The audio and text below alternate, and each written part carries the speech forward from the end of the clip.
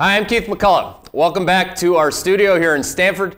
Today I wanted to walk through something that we use every day here at Hedgeye. It's within the Hedgeye playbook of risk management. It's something that our clients love to look at. It's something that you should understand too, which is style factors in the marketplace. Now, style factors can be a variety of things. They can be size, in other words, small cap versus large cap. They can be geography, so it could be the US versus Germany. There are a series of style factors. In fact, there are hundreds of style factors that the market may in fact score as relevant.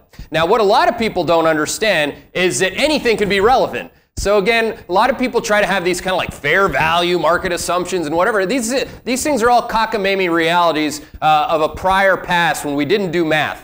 What we have today is an ability to score the market in terms of the way that the market has scored the game. So what I'd like to go through this year's top 5 growth factors in the US stock market, because again, here's a wonderful opportunity to understand what people missed this year, which is what they really missed was growth accelerating. So the first one I want to look at on the notebook is low dividend yielding stocks.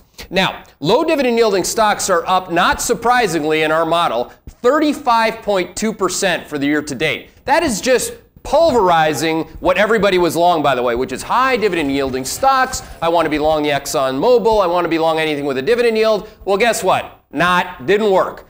High dividend yielding stocks getting crushed. Growth stocks, in other words, low dividend yielding stocks, having a fantastic year. Number 2, just go right up the middle on this.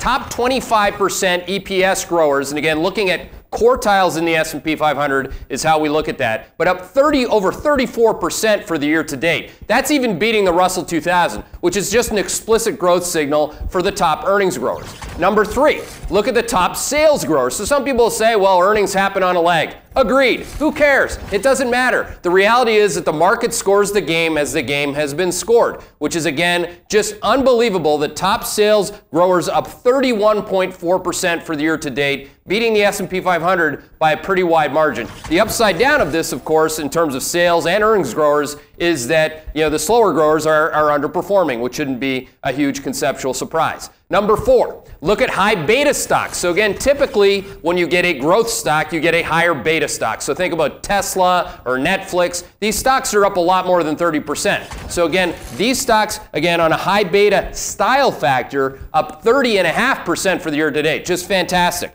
And then finally, high short interest stocks. This is my favorite because super duper smart guy who shorts the market on valuation or on fair value or shorts stocks because they're expensive. Guess what?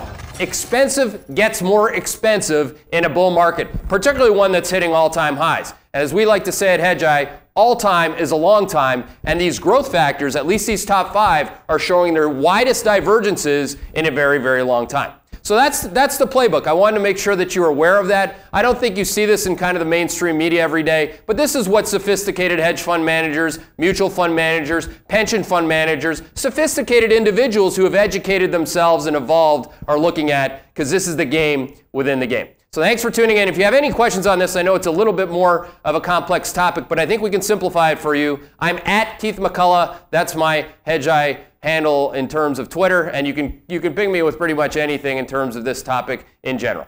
Thanks.